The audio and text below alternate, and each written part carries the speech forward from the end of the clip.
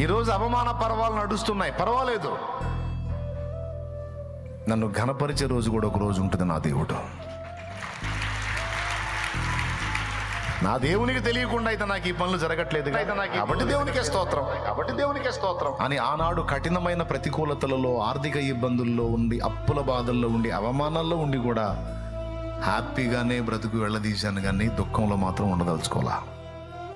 అది యేసయ్యని ఎరగక ముందు, క్రీస్తు పూర్వం జరిగింది. అది క్రీస్తు శకం. నా జీవితంలో క్రీస్తు శకం స్టార్ట్ అయిన నాటి నుంచి నేటి వరకు ఏమంటారు? ఇప్పుడు సంతోషం గల మనసు ఆరోగ్య కారణం. ఎవరిని బట్టి సంతోషం? డబ్బును బట్టా, అధికారాన్ని బట్టా, ఉద్యోగాన్ని బట్టా, పేరు ప్రఖ్యాతులను బట్టా? నేను ఇవన్నీ ఉన్నోళ్ళు బాగున్నారని అనుకుంటున్నారు జనం. వారి బొంద ఏమాత్రం లేదు, సస్తున్నారు అల్లాడి. మరి నిజమైన సంతోషం ఎవరికి అన్నారు తెలుసా? ఎవరి మనసు ఆయన మీద ఆనుకుందో వాళ్ళు.